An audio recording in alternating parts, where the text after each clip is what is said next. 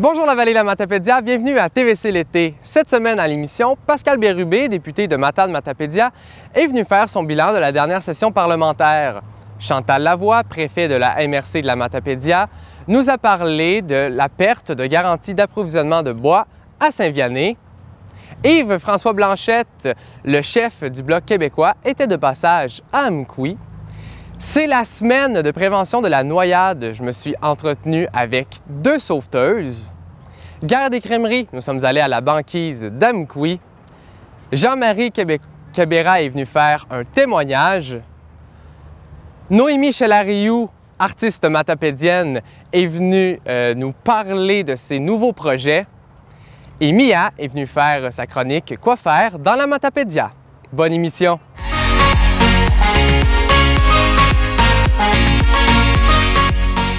Ici Émilie Boulay-Chouinard et voici vos actualités matapédiennes. Tout d'abord, je vais vous faire remarquer que je suis devant la magnifique murale à Sébec, derrière la gare patrimoniale, qui a été fait en début d'été. Donc, vous pouvez admirer cette magnifique œuvre d'art sur le côté de l'aréna de Sébec. C'est à ne pas manquer si vous voulez venir voir tous les détails de cette magnifique murale. On passe aux actualités matapédiennes. Dimanche dernier, le 16 juillet, un grave accident a eu lieu à Valbriand sur la 132. 2 voitures ont fait une collision. Les passagers de la berline sont gravement blessés. Donc, un père, son identité est maintenant connue, il s'agit de Ken Moreau, qui était une des victimes du 13 mars dernier de l'attaque au camion bélier à Amkoui, qui a fait l'accident avec ses 2 jumelles. On a appris cette semaine qu'une des 2 jeunes filles est décédée du suite de ses blessures. Nous sommes de tout cœur avec la famille. 2 GoFundMe ont été démarrés, donc vous pouvez soutenir les familles endeuillées et gravement blessées via la plateforme GoFundMe. Vous avez sûrement vu passer sur les réseaux sociaux. C'est avec une photo des 2 jeunes demoiselles qui arborent un magnifique sourire. Donc, contribuez à aider cette famille. Toute l'équipe de la TVC vous accorde ses sincères sympathies. Une nouvelle friperie a ouvert ses portes à Sébec, sur la rue de l'Église, devant le bureau de poste. Les fringues en folie sont ouvertes depuis quelques jours déjà et vous invite à leur porte ouverte ce samedi 22 juillet dès 11 h. Allez voir, ils ont plein de beaux vêtements et plein de services qu'ils veulent vous faire découvrir durant cette porte ouverte. Vous aimeriez avoir accès à des bons légumes frais pour l'été? Eh bien, c'est possible à petit prix grâce à Bien manger pour tout le monde qui vous offre des paniers. Vous avez jusqu'au 26 juillet pour vous inscrire via la page Facebook Bien manger pour tout le monde. Il reste une dizaine de paniers encore disponibles. Cette initiative a été rendue possible grâce à la contribution de 2 fermes maraîchères de la Matapédia, les Fleurons maraîchers et la ferme des 5 Sens. Donc, on remercie beaucoup ces 2 entreprises agricoles de contribuer et je vous invite à aller sur la page Facebook de Bien manger pour tout le monde. Ils vont aussi offrir des ateliers pour cuisiner et savoir quoi faire avec tous ces bons légumes au cours de l'été. Donc, abonnez-vous à la page Facebook de Bien manger pour tout le monde. Le gouvernement du Québec a octroyé du financement à la mesure de 30 000 $ pour 2 municipalités dans la Matapédia. Il s'agit de Valbriand et de Sébec qui obtiendront chacune 15 000 $ pour mettre en place des stations de lavage des embarcations au pont, pas au pont, mais aux quais qui sont dans ces 2 municipalités. Vous savez, il y a beaucoup d'espèces envahissantes dans les lacs et c'est afin de prévenir la propagation de ces espèces qu'on vous demande de laver vos embarcations. Donc, des nouvelles stations de lavage seront à votre disponibilité au cours de l'été grâce, entre autres, au soutien financier du gouvernement du Québec. Passons maintenant aux actualités sportives. Le week-end dernier avait lieu le tournoi national de soccer de Rimouski et 3 équipes du club Blizzard se sont démarquées lors de cet événement. L'équipe U11, U12 féminine a remporté la médaille d'argent de la finale B contre l'équipe de Rivière-du-Loup. Ensuite, le U13, U14 masculin a remporté la médaille d'argent finale B contre l'équipe de Desjely. Et l'équipe U17 mix a remporté la médaille d'argent finale B contre l'équipe de Gaspé. Félicitations aux 3 équipes et à toutes les équipes qui ont participé à ce merveilleux tournoi à Rimouski. Ensuite, une nomination d'un matapédien a eu lieu au sein de l'équipe d'entraîneurs de l'Océanique de Rimouski. Il s'agit de l'ex-hockeyeur québécois Jordan Caron qui a été nominé assistant coach pour l'Océanique de Rimouski. On vous souhaite une excellente saison de hockey. Et en terminant, c'est les Jeux du Québec qui commencent à Rimouski dès aujourd'hui, 21 juillet, et ce pour toute la semaine. Je vous invite à y aller si jamais vous passez par là. Il va y avoir des épreuves et 19 athlètes matapédiens défendent les couleurs de l'Est du Québec à ces Jeux du Québec. Donc, on vous souhaite un excellent jeu, une excellente épreuve sportive. Bonne chance à tous les athlètes matapédiens qui représenteront l'Est du Québec. Et voilà, c'était vos actualités matapédiennes. Merci d'avoir été à l'écoute. De retour à Mia et Christo en studio. Présentement avec Pascal Bérubé, député de la circonscription Matane-Matapédia, qui vient aujourd'hui faire un petit retour sur sa dernière session parlementaire. Bonjour Pascal, ça va bien? Oui, toi Christophe? Ça va très bien, merci. Rentrons dans le vif du sujet. Peux-tu me faire ton bilan de la session parlementaire? Session parlementaire qui commence en janvier, qui se termine en juin. Donc, c'est la première session complète après l'élection. Ça ne s'est pas passé comme on le croyait, parce qu'il y a eu évidemment la tragédie d'Amqui le 13 mars dernier qui a chamboulé nos vies dans la Matapédia, qui a complètement changé la mienne dans mon rôle de député. Alors, il faut s'imaginer qu'on est en début de semaine, je m'apprête à me rendre à Québec pour siéger. J'apprends des nouvelles non officielles de ce qui se passe. Je décide de me rendre sur place et là, je suis un peu témoin d'une tragédie incroyable. Des gens innocents qui se font tuer. Et là, ça va être une période de deuil qui va s'ouvrir pour toute la population matapédienne. Alors, comme député, c'est important d'être là, de dire les bons messages à la population, de la réconforter, de la rassurer, de s'assurer qu'on va être capable de vivre après cette tragédie. Donc ça, c'est le fait marquant de la session parlementaire. Évidemment, c'est pas lié au travail de député, mais la fonction fait en sorte qu'on a un rôle important à jouer auprès de la population dans des moments clés. C'en est un. On m'a beaucoup remercié ou félicité pour ça. Moi, j'ai seulement l'instinct qui me disait « fallait être avec le monde ». Fallait remercier les premiers répondants, les policiers, les paramédics, les soignants, les gens de l'hôpital d'Amqui, le personnel psychosocial. Fallait faire ça. On a accueilli le premier ministre du Québec, pas rien. Je me souviens quand j'ai déambulé le boulevard Saint-Benoît avec lui, l'émotion qui était celle des Amqouiennes et des Matapédiens. Les chefs des autres partis politiques étaient là. C'était tout un déploiement, mais je pense que ça signifiait que le Québec pensait à Amqui. Moi, j'ai eu énormément de témoignages. Alors, c'est pas terminé parce que il y a encore des plaies à penser, il y a encore, je dirais, des choses à améliorer, notamment pour ce qui est de la couverture en santé mentale. La mairesse d'Amqui et moi, on s'est dit, ben là, on va faire un certain nombre de demandes. Le premier ministre nous avait dit, si vous avez des demandes, faites-les, on va en faire. Et là, ben ça fait quelques mois, mais là, on est rattrapé par un autre événement à Val-Brillant, il y a quelques jours, qui implique, et ça, c'est la triste ironie, Ken Moreau et ses 2 petites filles. Et au moment où on se parle, je sais qu'une des 2 fillettes est décédée. Alors, je veux témoigner à sa famille, à ses amis, au nom de la population, mes plus sincères condoléances. Ça nous déchire, ça nous a fait pleurer, moi, ça me touche beaucoup. C'est incroyable de vivre ça quelques mois à peine, 2 fois. Alors, voilà. Alors ça, c'est tristement le bilan qui nous touche tous comme matapédiens, matapédiennes. Et disons que ça nous ramène à l'essentiel. Hein? La santé, la famille, veiller les uns sur les autres. Oui, ça montre aussi que ton rôle, c'est pas juste de faire avancer des dossiers, c'est aussi d'être là pour nous. Les gens se tournent beaucoup vers leurs députés quand il y a des moments comme ça. Puis moi, je me souviens, les gens disaient, « M. Bérubé, faites quelque chose pour nous protéger, pour nous rassurer. » Alors, c'est pas évident. Je courais pas après les entrevues. J'essaie de trouver une façon d'envoyer les bons messages parce qu'il y a eu toutes sortes d'étapes hein, dans la tragédie d'Amqui. Il y a eu de l'incrédulité, il y a eu de la colère aussi. Puis il fallait que la colère se transforme en quelque chose de plus bienveillant pour tout le monde. Ça a été compliqué. La tristesse, le deuil, le traumatisme aussi pour plusieurs personnes qui ont été témoins. J'ai fait référence à Ken Moreau. Imaginons, là, c'est un des témoins, là, les premiers témoins qui auraient pu être frappés par le chauffeur et qui fait un accident de la route il y a quelques jours à peine. Alors moi, quand j'ai appris ça, j'ai fait « Oh mon Dieu! » Même à la place de la famille, alors on pense à eux.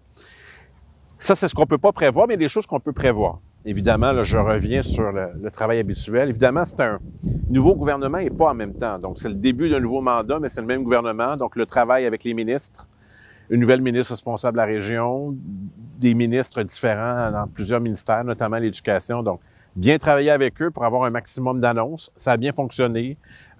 Les relations qu'on a établies, mon bureau et les autres ministères, ça donne des résultats. Même si on n'est pas de la même formation politique, on travaille pour le bénéfice de la population. On a vu ça il y a quelques jours à peine. Le ministre responsable, je dirais notamment de la santé mentale, le docteur Lionel Carman, est venu à Amqui. Et on s'est rendu au Centre d'action bénévole parler d'un beau programme qui s'appelle les éclaireurs, si je ne me trompe pas, et qui permet de valider qu'est-ce qui se passe au plan de la santé mentale puis de veiller les uns sur les autres. Donc, il le fait avec moi. Donc, ça fonctionne bien. On travaille ensemble et ça s'est fait récemment, mais tout au long de la session, quand on a eu besoin de plaider des dossiers pour des citoyens, les défendre, d'obtenir de l'information, des résultats, du financement, ça, c'est pas des dossiers médiatisés. C'est les gens qui viennent me voir au bureau. Ça marche très, très bien. Toute ma reconnaissance à l'égard de Marc-Olivier Caron, qui est mon employé à temps plein dans Matapédia, qui fait un travail exceptionnel. J'en entends parler régulièrement. Donc, les plus belles réalisations, c'est celles dont on ne peut pas vraiment parler, qui touchent les gens lorsqu'ils sont en détresse parfois. Puis je dirais qu'on ne dit pas aux gens ce qu'ils veulent entendre. On fait ce qu'on est capable de faire et très souvent, ça fonctionne. Quels sont les dossiers dans la dernière session qui ont été ouverts pour la Matapédia? Il y en a plusieurs. Il y en a qui ont été, je dirais, qui ont progressé. Je dirais pas qu'ils sont fermés, mais il y a des progressions importantes. Par exemple, les frais qui sont remboursés lorsqu'on se rend dans un hôpital à plus de 200 km. On peut penser à Québec, Lévis ou Montréal, surtout pour les enfants, Sainte-Justine. Donc, ça a été indexé. Donc, l'essence, les repas, l'hébergement. Puis à chaque année, ça va être automatique que ça va être augmenté. C'est pas encore assez. Ça couvre pas toutes les dépenses, mais on a fait une progression importante. Et je me souviens que c'est les députés du Parti québécois de l'Est du Québec, du mandat 2014 à 2018, qui ont plaidé ça, puis on l'a obtenu. Ça, c'est un gain important. Il y a des dossiers qui progressent, les infrastructures qu'on a obtenues grâce à un programme qui s'appelle PAFIR. C'est un programme là, sur le loisir, Québec et Ottawa. On a eu un gymnase pour le CEMEC. Finalement, le promoteur, c'était le Cégep de Rimouski. Ça ne fonctionnera pas que ce programme-là, mais on n'abandonne pas parce qu'il y a un nouveau programme du gouvernement du Québec où il y a beaucoup d'argent pour le loisir. J'ai encore espoir et je pense que ça va fonctionner, qu'on ait un gymnase au CEMEC. On en a bien besoin. D'ailleurs, le CEMEC, on siège sur un comité qui est là pour assurer son avenir parce que les inscriptions ont baissé, puis ça nous inquiète un peu, donc on siège là. Beaucoup d'infrastructures municipales où les maires plaident pour avoir le maximum. Il y a un peu de tout. Je dirais qu'il y a aussi des dossiers qui interpellent beaucoup les citoyens, dont moi. Téléphonie cellulaire. L'axe de la route 195 entre Matane et Amqui, c'est un des dossiers les plus frustrants pour moi parce que je l'utilise souvent, qu'il n'y ait pas de signal, je dirais, entre la sortie sud de Matane et l'entrée d'Amqui. Donc, TELUS a annoncé qu'ils allaient procéder. Il nous manque l'échéancier puis la validité, de valider aussi que c'est bien ce tronçon-là au complet, mais ça avance bien. Et puis pour le reste, il y a des travaux routiers tout l'été. C'est jamais assez, mais il y en a plusieurs qui se font. D'ailleurs, j'en ai vu plusieurs en m'emmenant tout à l'heure. Et il y a beaucoup de choses. Puis moi, cet été, je demeure actif. Je prends jamais vraiment de vacances. Je suis au bureau d'Amqui. Je fais le tour des événements. Je m'en vais à Cozapscal tantôt. Je vais être à Saint-Moïse samedi pour le 150e. Je fais des événements partout sur le territoire. Parce que être député, c'est ça. C'est être avec son monde. Puis les gens ont plein de choses à nous raconter. C'est pour ça que je m'engage. Ça va faire 11 ans cet automne que je suis le député de la Matapédia. Et j'ai toujours la même passion qu'à mes débuts. Tu le mentionnais en début d'entrevue, il y a eu des élections en 2022, en fait, plus précisément en octobre. J'aimerais revenir un peu sur des statistiques. Pour 29 746 bulletins valides, tu en as eu dans la Matapédia 20 057. En pourcentage, ça représente 67 %. Es-tu fier des résultats? Oui, c'est un résultat exceptionnel. Ça permet de valider l'appréciation de la population. J'ajouterais que c'est le meilleur résultat au Québec pour un député, premier sur 125. Donc oui, c'est exceptionnel. Puis mettons en perspective que je fais 67 % avec un parti qui a fait 14 % au national, pas avec un parti qui a fait 40 comme la CAQ. Alors ça rend ça encore plus intéressant. Puis il y a une nouvelle statistique qui est parue à la fin juin sur la popularité des députés à l'échelle québécoise. Donc, les bonnes opinions, les mauvaises opinions, des gens qui nous connaissent. Puis il y a aussi un pourcentage de gens qui ne nous connaissent pas. Donc, tout le Québec, j'ai fini premier là aussi. Donc, oui, il y a un bon pourcentage qui ne me connaissent pas, mais pour ceux qui me connaissent, la différence entre les bonnes opinions et les mauvaises opinions est la plus importante. Donc, ça, c'est un autre signe qu'il doit y avoir quelque chose que je fais de correct. On n'est jamais sûr. Mais l'élection, ça permet de valider ça. On ne m'assoit pas là-dessus, mais c'est un signe d'encouragement, puis je le sens bien. Là. Je me promène sur la route, les gens baissent leurs fenêtres, puis ils disent pas « Ah, monsieur le député, c'est Pascal ». Il y a un attachement qui est très fort, et je l'apprécie beaucoup. Puis d'ailleurs, pour peut-être une dernière statistique pour la dernière élection, le meilleur résultat, c'est dans la Matapédia. C'est 3 électeurs sur 4, 75 %, c'est énorme. Donc, la Matapédia m'a bien adopté. Et j'aime beaucoup les Matapédiens, les Matapédiennes. Et ma conjointe aussi, qui va m'accompagner pour plusieurs activités cet été. En terminant, là, tu es en début de mandat. C'est quoi la suite? C'est quoi les prochains projets? Bon, on va parler d'Amqui et la Matapédia parce qu'il y a beaucoup d'efforts à faire au plan économique, au plan du logement, si on veut accueillir des nouvelles familles, des travailleurs, au plan des places en CPE. On a annoncé dans la dernière année de nouvelles places. Je vais en annoncer d'autres. Pas nécessairement à Amqui, ça pourrait être dans une autre municipalité autour. Les infrastructures municipales pour bien accueillir les gens. L'enjeu de la santé en général. S'assurer qu'on ait un maximum de soins à Amqui pour ne pas être dépendant de Rimouski. L'enjeu de la santé mentale aussi. Et tout ce que ça nous prend pour être heureux, je dirais, dans la Matapédia. Alors, appuyer les beaux projets, il y en a plein. Il y a des choses exceptionnelles. Puis on ne réalise pas tout le temps que des fois, à certains égards, on est dans les numéros 1 au Québec. Je vais donner un exemple. Diffusion Mordicus. Ce que Michel Coutu fait avec son équipe dans une petite localité, à l'échelle du Québec, c'est une des meilleures organisations. La qualité des spectacles, la qualité de l'accueil des artistes, j'en entends parler sans arrêt. On est des champions là-dedans. Mais c'est pas le seul domaine. Dans le domaine agroalimentaire, par exemple, moi, j'ai rarement vu une région au Québec avec une relève agricole aussi dynamique. Quand on regarde qui fait bouger l'agriculture au plan social, au plan politique, au plan économique dans la Matapédia, c'est beaucoup les jeunes. Alors ça, c'est unique à la Matapédia aussi. Il y a beaucoup d'avancées importantes qui font en sorte que la Matapédia est bien positionnée. Et on va soutenir cet effort-là avec la préfète, Chantal Lavoie, puis avec quelqu'un qui s'est révélé beaucoup à travers la crise que j'évoquais tout à l'heure, Sylvie Blanchette, femme exceptionnelle qui est très appréciée de la population. Elle et tous les maires et les mairesses de la Matapédia, on a beaucoup de travail à faire. Et j'ai encore beaucoup... j'ai tantôt beaucoup de plaisir et de passion à faire ça. Alors moi, c'est un immense privilège que je ne prends pas pour acquis. Chaque jour que je siège à l'Assemblée nationale, que je suis ici, je réalise le privilège que j'ai de travailler pour ma région. Pascal Bérubé, merci beaucoup d'être venu à l'émission. Fait plaisir. Bon été tout le monde et au plaisir de se croiser un peu partout dans la Matapédia. Plein de choses à faire. Allez à la Via Ferrata à Saint-Alexandre-des-Lacs. Allez voir les événements partout sur le territoire. Regardez notre belle nature. Faites la promotion de notre région auprès des touristes. Soyez heureux. Dans une des plus belles régions au Québec, la Matapédia. Je suis présentement à la MRC de la Matapédia avec la préfète Chantal Lavoie pour parler de la perte de garantie d'approvisionnement du bois qui a eu lieu à Saint-Vianney. Bonjour Chantal, ça va bien? Ça va très bien, toi aussi? Ça va très bien, merci. Bien, premièrement, la scierie de Saint-Vianney, elle a pris feu en 2020. Ça a comme un peu été le début de toute cette histoire-là. À ce moment-là, il y a eu une entente de réapprovisionnement de bois à Saint-Perpétue. C'est bien ça? Je vais te démêler ça. Oui. Je vais essayer de te faire ça simple, mais c'est un dossier un peu plutôt complexe. Donc, Syrie Saint-Irène, qui était à Saint-Irène avant, a déménagé ses équipements et son travail à la Syrie Saint-Vianney, excusez. Donc, c'est Syrie Saint-Irène, mais à Saint-Vianney. Donc, oui, il y avait la Syrie était en fonction et tout ça. Il y a eu les incidents que tu nommais au niveau de l'incendie en 2020. Et suite à ça, pour s'assurer justement que la garantie d'approvisionnement, une garantie d'approvisionnement, c'est le volume de bois qu'une entreprise, une usine peut utiliser pour faire sa transformation, par exemple, faire des 2x4 ou d'autres composantes, là, dépendamment de ce qui est sur la table de travail. Donc, évidemment, comme il y a eu l'incendie, cette garantie d'approvisionnement-là, il y a eu des ententes, comme tu le dis aussi, avec la municipalité de Saint-Vianney, entre autres, et le propriétaire de l'usine. Donc, pour que l'usine Syrie Lafontaine puisse bénéficier de la garantie d'approvisionnement en échange de d'autres activités sur le site, en attendant aussi s'il y a une reconstruction et tout ça.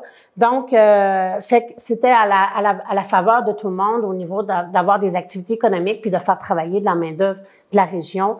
Donc, sur le site toujours de Syrie, en attendant de voir s'il y avait une reconstruction et tout ça. Évidemment, ben là, ce qu'on a su dernièrement au niveau de la MRC, c'est que le propriétaire actuel de Syrie Saint-Vianney, de la Syrie Saint-Irène à Saint-Vianney, ne ferait pas une reconstruction, mais peut-être aurait un intérêt à faire une vente de ce site-là. Mais évidemment, s'il n'y a pas de garantie d'approvisionnement, ben c'est moins intéressant pour une compagnie de la Matapédia, entre autres, ou quelqu'un qui voudrait venir s'installer. Donc, nous, évidemment, on a su aussi, en parallèle à ça, que Syrie Lafontaine, à Sainte-Perpétue, était en train de vendre ses installations à une autre compagnie. Et là, nous, on dit, oh, ben, attendez un peu, parce que la compagnie qui va acheter, est-ce qu'elle va demeurer la garantie à cette usine-là ou elle va la transférer? Mais nous, on dit, non, on veut absolument que cette garantie-là, qui était attachée à notre usine ici, soit remise au niveau de la garantie d'approvisionnement sur ce site-là, donc une future usine qui pourrait y avoir lieu, qui pourrait faire justement que la vente de ce terrain-là pour l'instant, mais il y a quand même encore, je pense, quelques bâtiments accessoires et des équipements qui sont sur place, donc pourrait alimenter une de nos entreprises de la Matapédia qui a besoin, puis parce que nos entreprises dans la Matapédia font souvent des demandes de volume supplémentaire, chose qu'on ne peut pas recevoir parce que le gouvernement, justement, doit bénéficier de garanties d'approvisionnement supplémentaires pour les accorder à nos entreprises. Donc, la MRC a décidé d'être porteur un peu de cette revendication-là auprès du ministère Forêt et Parcs, là, dans le fond. Oui, donc c'est ça, parce que là, de ce que je comprends, à cause de ce rachat-là de la Syrie à Saint-Perpétue, c'est la cause première du fait que là, on n'a plus de garantie. Exactement, parce que l'entente devient caduque. L'entente qu'on avait avec Saint-Vianney, dans le fond, sur le fait que c'est une possible reconstruction ou que Syrie Lafontaine devait faire des activités économiques sur le site de l'usine, ben ça tient plus la route. S'il y a un nouvel acquéreur, il y a plus d'entente, là, c'est plus la même usine et tout ça. Donc c'est ça, nous, ça a comme sonné une petite lumière d'alarme dans nos têtes et on a décidé là qu'on voulait être proactif là-dedans pour s'assurer justement que cette garantie-là revienne à la source pour qu'on puisse justement là s'assurer que nos entreprises de la Matapédia ou une qui voudra venir s'installer dans la Matapédia pourra en bénéficier là sur le territoire. Donc participer à l'économie de la région puis faire travailler des gens aussi au niveau de la main-d'œuvre locale. J'ai su entre les branches que quand ça s'est fait, cette perte-là, la MRC n'a pas été consultée? Habituellement, quand il y a un transfert de garantie d'approvisionnement d'une usine à une autre, la municipalité concernée, la MRC aussi, sont consultées. Le ministère, il y a comme un comité qui est mis en place pour réanalyser la demande puis faire décider là, un peu, le ministre, à la fin de tout ça, doit regarder ce qui est recommandé puis prendre sa décision s'il la transfère ou non. Dans ce dossier-là, la MRC n'a pas été sollicitée par le ministère pour accorder ou non son appui à la démarche. Avec cette fois-ci, on pense, puis comme la garantie d'approvisionnement n'est plus sur le territoire de la Matapédia, parce qu'on sait que Sainte-Perpétue, c'est pas dans la Matapédia, donc on sait qu'on sera pas sollicité non plus s'il y a un nouveau transfert qui est demandé. Donc, on a pris les devants pour justement dire, ben, écoutez, on n'a pas eu la chance de s'exprimer la première fois, on va l'être cette fois-ci. Par contre, je sais que la municipalité de Saint-Vianney avait manifesté positivement son accord, mais dans les termes de l'entente, que je n'ai pas d'ailleurs en détail, mais Monsieur le maire et moi, on se parle quand même. Fait que je sais quand même là que effectivement, avec la vente de Sainte-Perpétue, avec un risque potentiel de transfert de garantie d'approvisionnement, ben lui aussi, il est un peu alerté par cette situation-là et il est favorable, là, la municipalité de Saint-Vianney d'ailleurs a approuvé a adopté la même résolution que la MRC. Et là, concrètement, là, Ouais. cette perte-là, ça crée quoi comme conséquence pour la vallée? Ben, comme je le disais tout à l'heure, c'est des entreprises de chez nous qui demandent des volumes d'approvisionnement supplémentaires qu'ils les auront pas. C'est un site potentiel où il y avait une usine qui sera pas développée en ce sens-là non plus. Donc, c'est quand même des emplois qui sont reliés à ça. C'est aussi une activité économique, hein, on le sait. Qui va partir de la région parce que la garantie d'approvisionnement, elle est dans le Bas-Saint-Laurent, elle est sur l'unité d'aménagement. C'est complexe un peu, mais sur l'unité d'aménagement qui, entre autres, est dans la Matapédia est à l'intérieur. Donc, c'est une usine d'un autre MRC qui va venir profiter de cette garantie-là sur des sites potentiellement là, au niveau public, là, la forêt publique, qui va pouvoir venir chercher ces volumes de bois-là qui ne profiteront pas à nos entreprises de la Matapédia. Et pour terminer, tu m'en as brièvement parlé, vous réclamez au ministère des Ressources naturelles et des Forêts le retour de la garantie. Exact. Est-ce que l'avenir est positif? Ben, pour l'instant, évidemment, c'est difficile hein, parce qu'on est dans une période d'été. On est dans une période où les suivis sont un petit peu, politiquement parlant, sont un peu plus complexes à effectuer, mais c'est dans cette perspective-là qu'on travaille. On s'est allié, bon, je disais la municipalité de Saint-Vianney. Je sais aussi que il y a d'autres municipalités qui vont peut-être faire la même résolution. Je sais qu'on parle aussi régulièrement avec le député de la Matapédia, M. Bérubé. Donc, on travaille ça tout le monde de façon concertée. On verra là, la réponse, mais on suit ce dossier-là de proche. On travaille évidemment aussi, quand je vous disais tout à l'heure que nos entreprises demandent des volumes supplémentaires, ce n'est pas une prétention ou une interprétation, c'est vraiment que j'ai discuté avec des entreprises de la Matapédia, puis c'est effectivement la réalité. J'ai même des lettres d'entreprises ici qui disent, ben oui, on a un intérêt à une garantie d'approvisionnement supplémentaire, mais évidemment, il faut qu'elle soit disponible. Eh bien, Chantal, merci beaucoup d'être venue à l'émission pour clarifier un peu les choses à propos de ce dossier-là, qui est un dossier quand même important dans la vallée. On rappelle que le bois reste quand même une ressource extrêmement importante pour la vallée de la Matapédia. Puis le domaine forestier, c'est un des trois, ben c'est le deuxième ou le premier secteur d'activité économique avec l'agriculture, puis on a le tourisme aussi qui est là dans les trois premiers secteurs d'activité. Donc effectivement, c'est très important pour la Matapédia. Le chef du Bloc québécois, M. Yves-François Blanchette, était de passage dans le Bas-Saint-Laurent du 17 au 19 juillet dernier. J'ai pu m'entretenir avec lui puisqu'il était de passage à Amqui. Bonjour Yves-François Blanchette, ça va bien? Ça va très bien. Donc, tu es en train de terminer ta tournée au Bas-Saint-Laurent. Comment ça a été? Oh, ça a très bien été. En fait, c'est 2 jours au Bas-Saint-Laurent. Là, je m'en vais en Gaspésie. Je refais un petit arrêt dans le Bas-Saint-Laurent au retour. Ça s'est très bien passé parce que c'est des rencontres. Il y a des trucs qui étaient absolument fascinants. Je pense à l'Institut Maurice Lamontagne. C'était fascinant. Il nous avait monté quelque chose de très, très prononcé. Les rencontres d'élus municipaux. Il y a des éléments qui sont un peu plus touristiques aussi, qui font partie du déplacement. Je le fais à chaque année parce que c'est important, je pense, de profiter de l'été pour aller rencontrer des communautés dont Ottawa ou dont Montréal sont plus loin. Ça, c'est le problème de Montréal puis le problème d'Ottawa. Moi, je trouve ça fort agréable d'être ici. Et spécifiquement pour Amqui, j'avais mentionné que j'allais revenir cet été dans le coin. Qu'est-ce que tu aimes de cette tournée dans différentes municipalités? Je pense que c'est beaucoup l'état d'esprit. Parce que on n'est pas dans la saison normale qui n'est que travail. Enfin, on est capable d'avoir des rencontres de travail qui ont du contenu sérieux, mais on est aussi capable d'aller visiter les lieux touristiques. Évidemment, on se trouve à chaque fois qu'on débarque dans une communauté, toutes les communautés, maintenant, ont leur microbrasserie, leur microdistillerie. Ils sont fiers de ça. Donc, là, évidemment, on visite beaucoup ça. D'autres types d'activités touristiques, culturelles. J'aime visiter les centres de recherche. Je rencontre souvent les élus municipaux. Puis, souvent, il y a des enjeux économiques très particuliers ou culturels. Ici, c'est pas le cas. Mais, exemple, en Gaspésie, à Gaspé, le fort de Cap-des-Rosiers qui est juste fermé par négligence fédérale. Là, il faut ressortir un peu les gants de boxe. Les dossiers de pêche demandent d'être un petit peu plus virulents dans les interventions. Les dossiers de main-d'œuvre sont un enjeu partout. Les dossiers d'accès au logement sont un problème partout. L'effet de l'inflation, en particulier sur les aînés, est un dossier dont on parle à peu près partout. Et pour finir, quelle est ton importance envers les régions?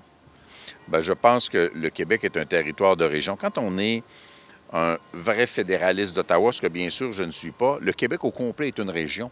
Comme si la réalité d'Amqui, des îles de la Madeleine ou de Brossard, c'était la même chose sur l'ensemble du territoire québécois. C'est tellement pas vrai, c'est tellement pas ça. Il faut connaître l'identité profonde de chacune des régions. Moi, tous les métiers que j'ai exercés depuis que j'ai 20 ans m'ont amené à faire le tour du Québec à de très nombreuses reprises. Ce qui fait que je finis par avoir une connaissance. Et même dans notre organisation, je me vante d'être celui qui peut prétendre avoir la meilleure connaissance de la réalité terrain des régions du Québec. C'est notre âme, c'est ce qu'on est comme formation politique, la réalité. J'aimerais qu'on reconnaisse un peu à niveau égal, outre la démographie, que Québec est aussi une région, puis Montréal, c'est plus qu'une région. La réalité de l'Est de Montréal, puis la réalité de la Rive-Nord de Montréal, c'est tellement pas pareil. Mais ça fait aussi partie de ces régions qui ont leur identité. Mais bon, quand on est l'été, évidemment, je ne suis pas difficile à amener dans l'Est du Québec. Yves-François, merci beaucoup de ton temps. Je te souhaite un bel été. Merci beaucoup, c'était un plaisir.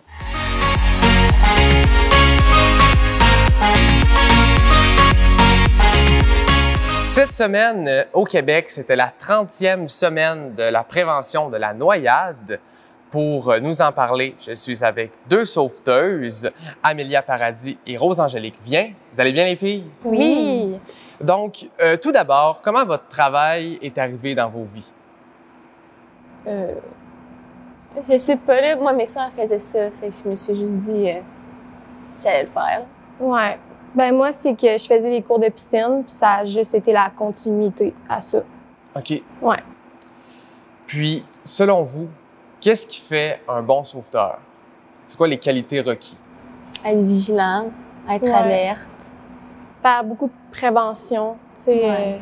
qui avertit. Qui voit un enfant qui court, il ne le laissera pas courir, il va l'avertir. Rester en forme aussi, là. Ouais. Parlant de prévention, tu l'as un peu mentionné, mais ton enfant qui court, on va l'avertir de ne pas courir. C'est quoi les autres préventions qu'il y a autour des points d'eau? Ben là, pas d'alcool sur le bord, mettons. Au camping, Oui. ça arrive souvent qu'on va avertir pour ça. Pas fumer non plus. Non. Le plongeon dans la partie plus profonde. Ouais. Ça, c'est très courant. Les enfants qui savent pas nager mettent des flotteurs, mettent un aide flottant. Souvent, ils veulent pas. Ouais. C'est ça. Faire respecter les règlements, là. Ouais. Et comment faut-il, nous, en tant que citoyens, éviter les risques autour des plans d'eau? Qu'on parle d'un plan d'eau public, comme par exemple ici la piscine à Amqui, ou d'un plan d'eau privé, un spa, une piscine privée? Mais toujours s'assurer que d'avoir un aide flottant proche de soi, même si on se considère comme un bon nageur, il y a tout le temps des risques reliés avec l'eau. C'est toujours important. Si on part, mettons, en bateau, qu'on considère avec le lac, toujours s'assurer qu'il y a un vérifié pour chaque personne qui est là. Ouais. Sinon, tu sais, mettons, si on est bien sous l'effet de drogue, d'alcool, se dire que non, aller prendre un spa, c'est pas nécessairement une bonne idée, là. Ouais. C'est pas mal ça. Et pour terminer, si quelqu'un voudrait devenir sauveteur pour la ville d'Amqui, c'est quoi les procédures? Il faut faire nos cours. Ouais. Puis, c'est la médaille de bronze, la croix de bronze, les cours de premiers soins, ensuite le sauveteur national. OK. Alors, merci beaucoup d'être venu à l'émission pour me parler de ce sujet qui est un sujet très important. Ça fait plaisir. Ça fait plaisir, ouais.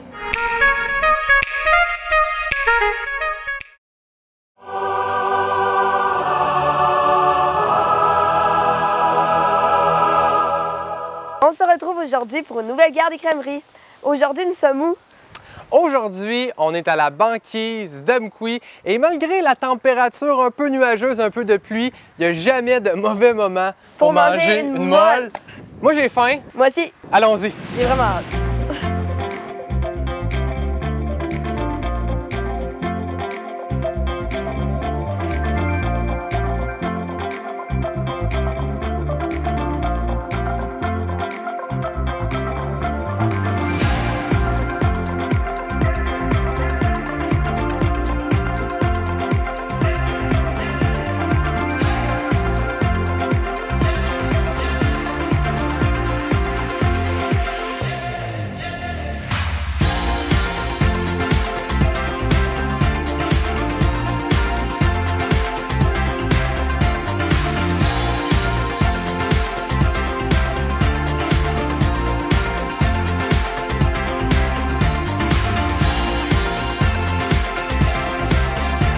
La crème vient de chez Agropur Matrel.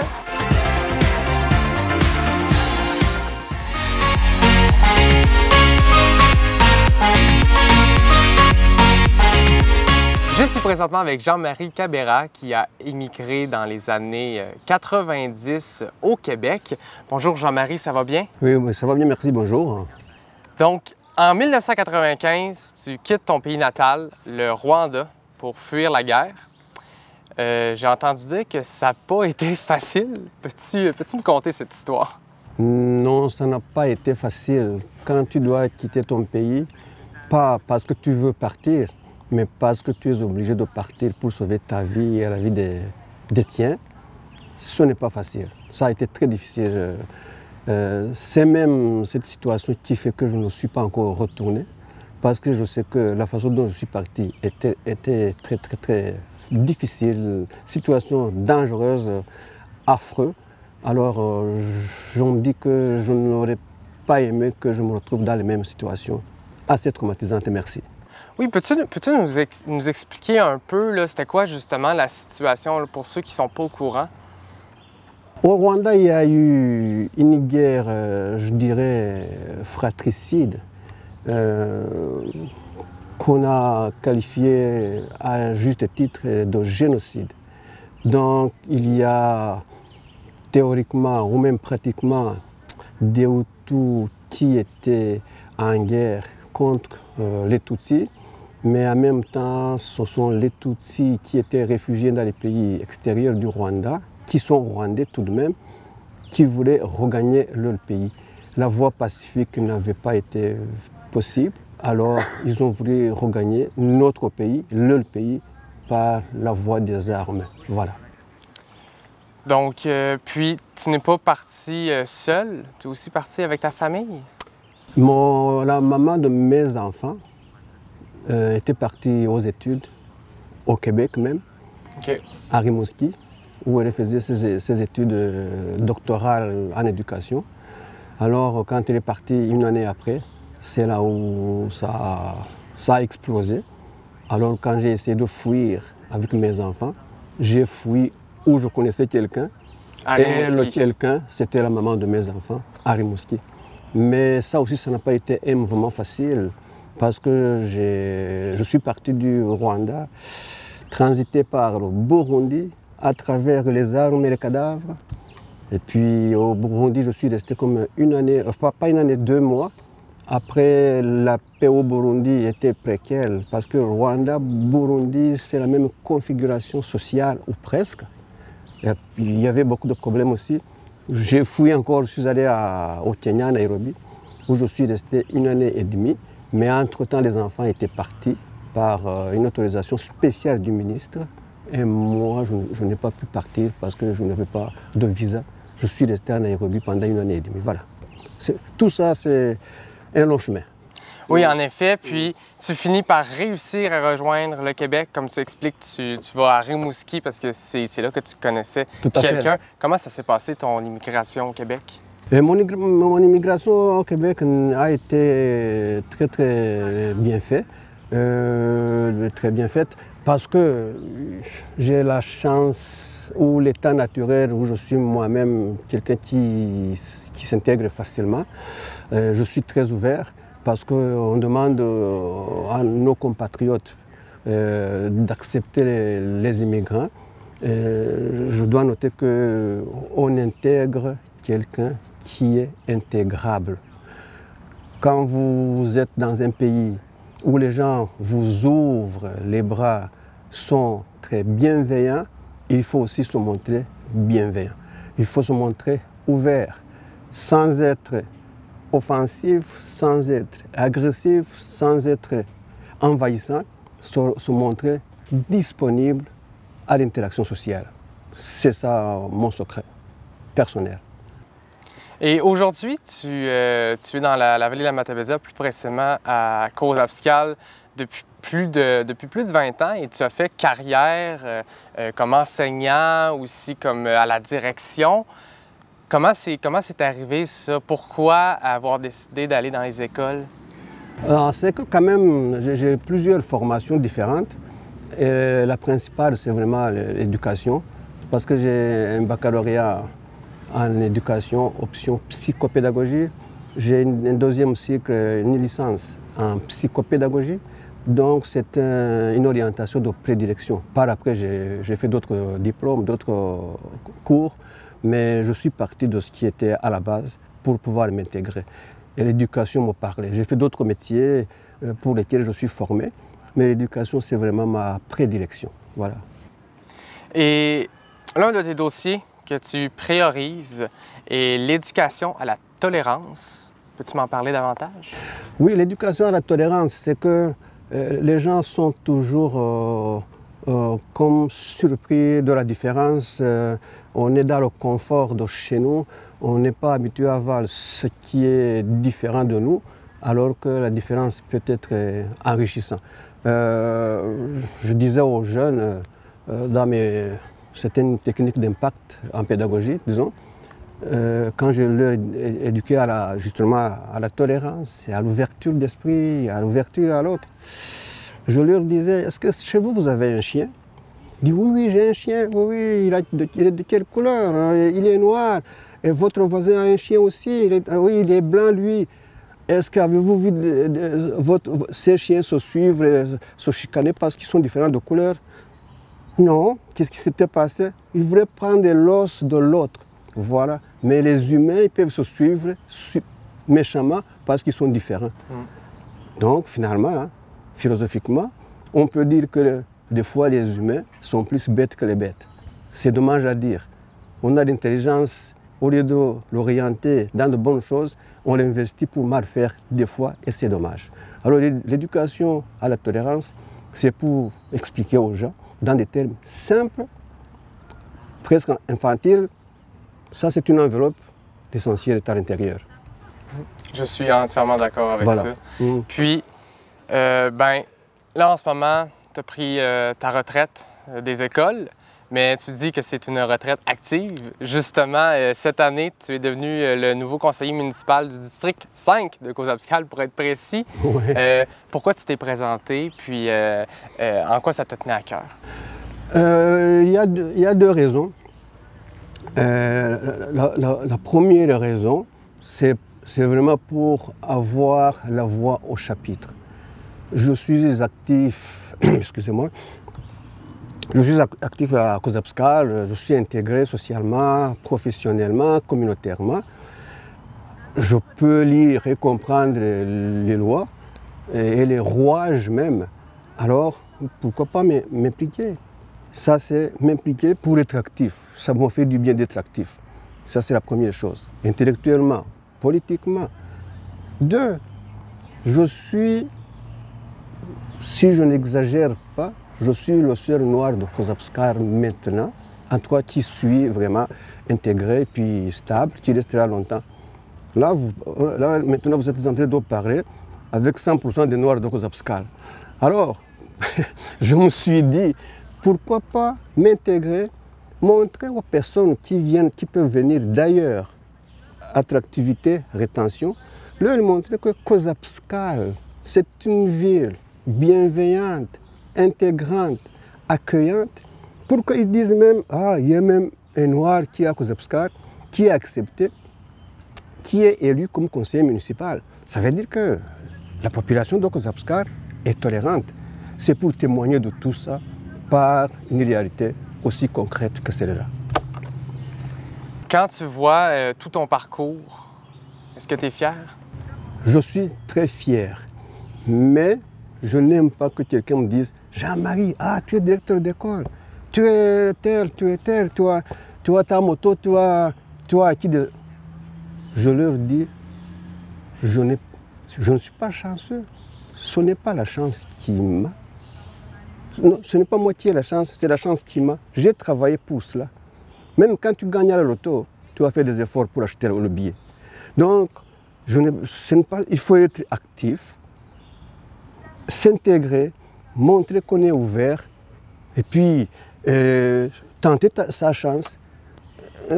Donc, essayer de se donner des chances et les attirer, mais en même temps, tu ne peux pas rester couché chez vous parce que tu vas avoir ce que tu veux. Il faut avoir des projets dans la tête. Quand tu as des projets, tu as une vision, tu te projettes pour atteindre, donc tu fais attention à toi pour que tes objectifs se réalisent.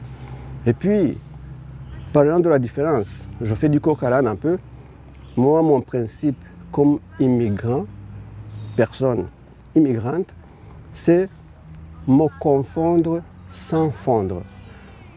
Je ne voudrais pas que quelqu'un arrive, trouve que je fais contrairement à tout ce que tout le monde fait, parce que je suis différent de couleur.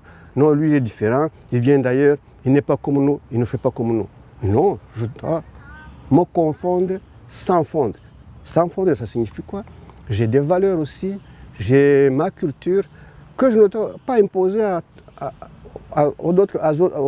aux autres, mais je dois leur partager ma culture parce que des idées, du choc des idées, jaillit la lumière. Voilà. Bien, Jean-Marie, merci beaucoup d'être venu à l'émission pour nous partager ce témoignage. Puis, en mon nom personnel, moi, je veux te féliciter pour ton courage, te féliciter pour ton parcours. Et puis, encore une fois, merci d'être venu à l'émission. Bon, merci beaucoup. Merci pour l'invitation. Et merci pour toute la population matapédienne qui se montre bienveillant de jour en jour. On commence à voir des personnes qui viennent d'ailleurs et puis ils sont acceptés parce que je leur dis, quand j'ai la chance de les rencontrer, qu'ils vont être acceptés, mais qu'eux aussi, il faut qu'ils soient acceptables. Voilà, ça se joue à deux.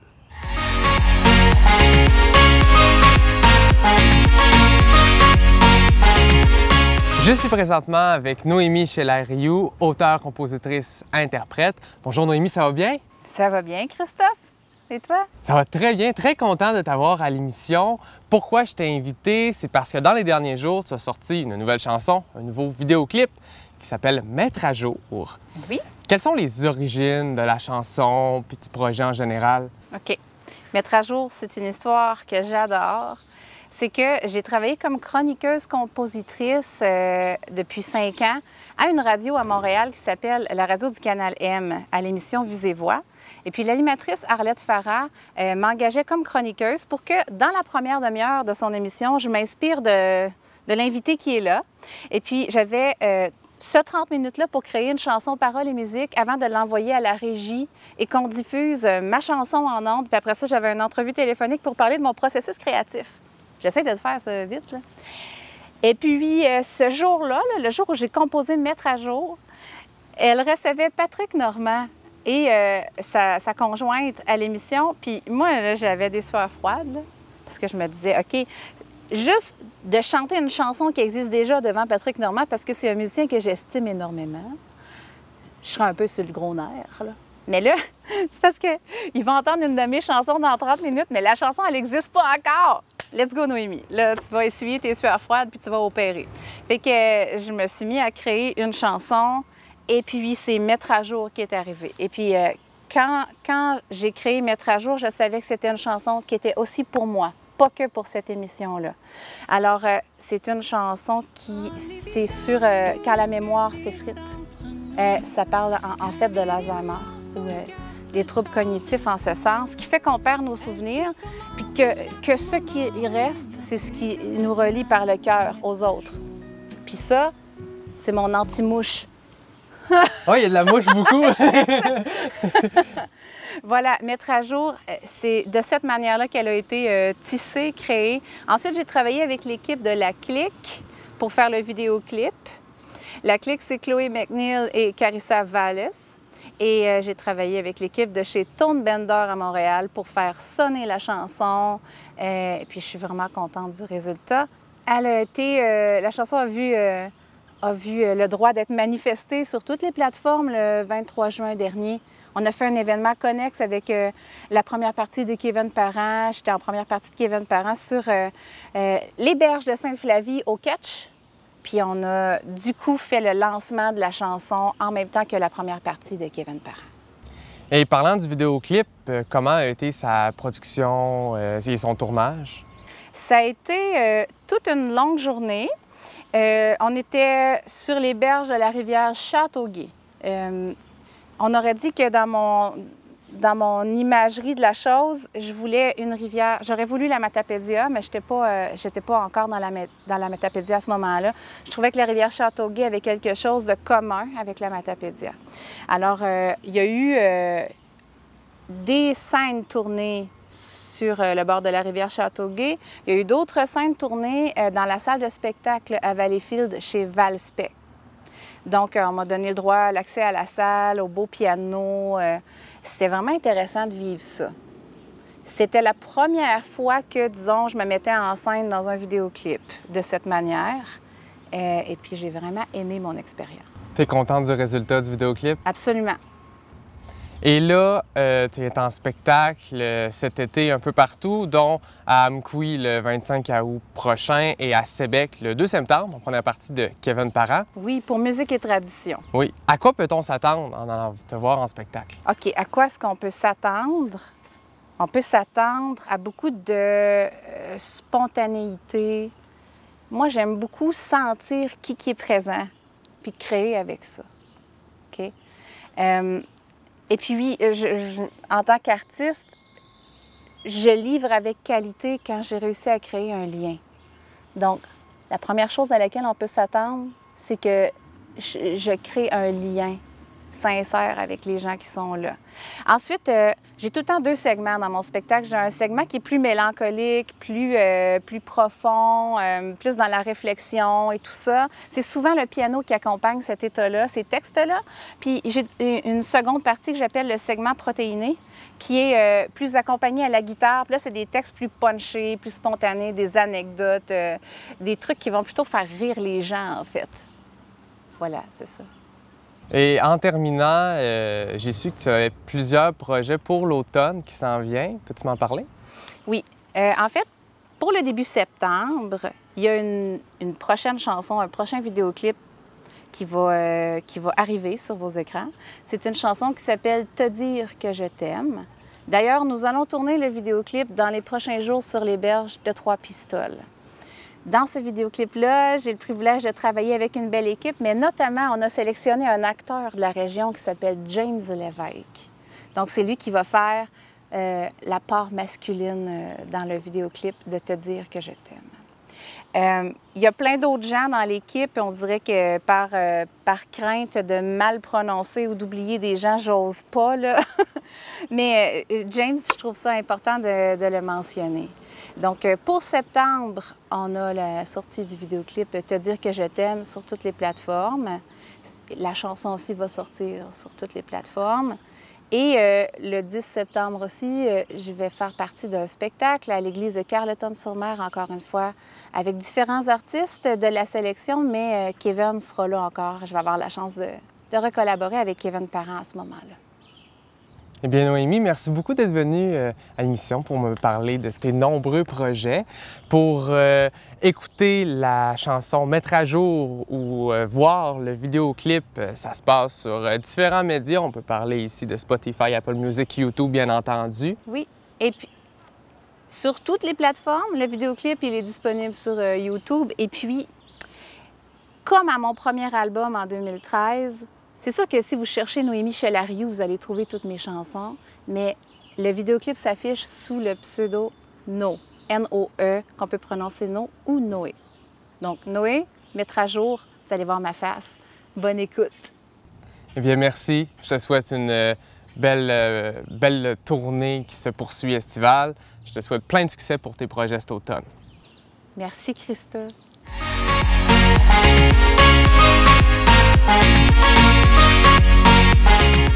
Bienvenue à vos coiffeurs dans la Matapédia. Cette semaine, plein d'activités ont été créées pour vous. Du 21 au 23 juillet se déroulera la première édition du tournoi Décaquet Valley. Vendredi et samedi soir aura lieu un party musique au coût de 20 $. Un service de base sera sur place. Ce soir, le 21 juillet, Dany Ouellet sera à la gare patrimoniale Maison Culture de Sébec. Le 21 juillet, dans le cadre de leur 150e anniversaire, Saint-Moïse vous offre une belle programmation qui commence par la soirée 100% rock qui aura lieu sur la scène Desjardins sous le chapiteau du centre sportif.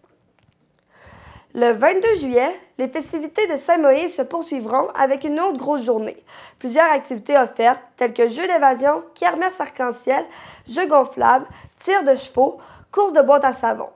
À 17 h, un souper cipaille aura lieu au centre municipal.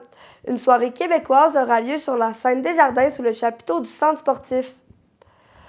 Pour clôturer le 150e, le 23 juillet aura lieu encore plein d'activités, telles que le marché des artisans, jeux pour enfants, un spectacle d'humour et de chansons, suivi de parades de chars allégoriques. À 17 h, un souper bœuf braisé vous attend au centre municipal. Venez festoyer au son de la musique de la soirée country. Le 26 juillet commencera Fort Cozap. C'est donc pour cette raison que je me suis entretenue avec Martin Dumoulin. Présentement avec Martin Dumoulin, président de Fort Cozap. Salut Martin. Bonjour. Ça va bien? Ça va bien, merci. Oui, j'avais quelques questions aujourd'hui pour toi. Peux-tu nous parler des shows qu'il va y avoir cet été? Bien, au niveau de Fort Cozap, on a une très belle programmation. On a 4 soirs de spectacle, jeudi, vendredi, samedi et dimanche. Le jeudi, ça va être plus country avec Jolene and the Gambler, avec Maxime Landry et Annie Blanchard. Et ce sera suivi d'un super hommage à Shania Twain. Vendredi, un peu plus rock avec Lendemain de veille et le groupe Guitar Story, donc un hommage au guitarisme des 100 dernières années. Samedi, c'est la fête. C'est avec la bottine souriante de Claude Cormier, donc ça va swinger. Et naturellement, dimanche, on finit avec le groupe Moyenne Riggs pour commencer et notre clôture Caïn qui va se dérouler au chapiteau des Jardins sur le site de la Pointe à Cozapscale. Parfait. Puis peux-tu nous dire où est-ce qu'on peut acheter des billets pour ces spectacles-là? Bien, écoutez, les billets sont disponibles soit en ligne à lepointdevente.com ou encore au métro ici à Amqui ou au marché Richelieu à Cozapscale, donc au coût de 45 $. Donc 45 $ pour 4 soirs de spectacle, 8 groupes. Donc c'est vraiment un prix abordable pour tout le monde, aussi. Effectivement. Puis, exemple que je voudrais être une équipe pour l'an prochain. Bien, écoutez, je sais qu'il y a plusieurs personnes. L'année passée, on a eu 50 quelques demandes. Là, on prend 22 équipes. L'an prochain, il y aura des nouvelles règles ou des nouvelles applications qui vont se faire. Donc, ça va se dérouler premièrement au début d'août. Il y aura un tirage au sort.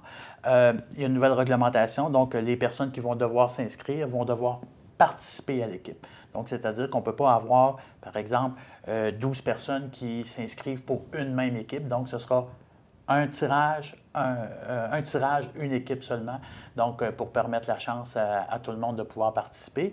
Et on va tirer l'ensemble des équipes qui vont être inscrites. Et à ce moment-là, bien, si jamais il y a une équipe qui se désiste, bien, ce sera la 23e équipe automatiquement qui va prendre la place à ce niveau-là. Super bonne idée. Donc, merci beaucoup. Mais ça me fait plaisir. Le 28 juillet aura lieu un atelier de formation en cueillette et herboristerie au Parc régional de Val-d'Irène. À la fin de cet atelier, vous allez être en mesure de reconnaître et utiliser les plantes aromatiques, comestibles et médicinales en toute sécurité. Fabriquez des remèdes simples pour vous et votre famille. Transformez vos cueillettes en produits de base, exemple en tisane. Allez-y en grand nombre. C'était vos coiffeurs dans la Matapédia. Et voilà, c'est ce qui complète l'émission d'aujourd'hui. Si vous l'avez aimée, sachez qu'elle est disponible sur YouTube en entier ou par segment. Merci d'avoir été des nôtres. À vendredi prochain.